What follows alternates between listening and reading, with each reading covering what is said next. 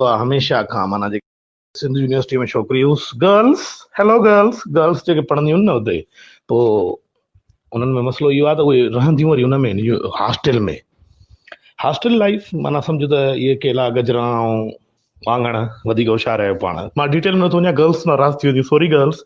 सम्झी पोइ अलाह त हिन किथे त उन्हनि सां वरी हुननि जो ख़्यालु रखण लाइ हो हूंदियूं थी इहे हिकिड़ियूं माना भयानक शिकिलियूं वार्डन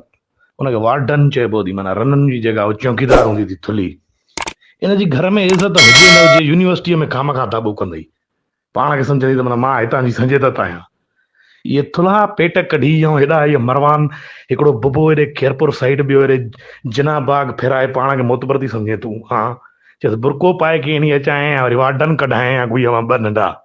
बड़ी हिकिड़ी वार्डन भेण चोद इहे वरी दाबेदार हूंदियूं थी पाण खे दाबे में सम्झंदियूं थी शिकिलियूं किनियूं ऐं ख़ासि करे चॉकलेटी हू हणंदई चपनि खे छा चइबो आहे इहा छोरियूं छा हणंदियूं आहिनि भेण जूं चुड़ियूं हिकु त एॾियूं शयूं हणंदियूं आहिनि यादि बि न हा लिपस्टिक चॉकलेटी लिपस्टिक हणंदई ऐं हीअ ॾंद हमेशह भड़वनि जा फिरियल हूंदई हेॾे होॾे ॼण चक हणी माण्हू खाईंदी इहे माना ॾुॼारींदी थी छोरियुनि खे उते आप ये नहीं करना आप वो नहीं करना तेरी माँ की चूत असांखे दाबो करे ॾेखार त ॿुधाई न अचूं न हंध में त ख़बर पए त केरु ज़ोर आहे ख़ुदा जो कसम आहे हीअं साल में ॿ वार्डन नंढा न कढी ॾिना त मां बि पीउ जी औलाद न आहियां चोर हिकिड़ी वार्डन सां मूंखे ॾाढी दौस हूंदी थी हिकिड़ी हिन जी घर में इज़त न थी सफ़ा टके जी इज़त कोन न पाड़े में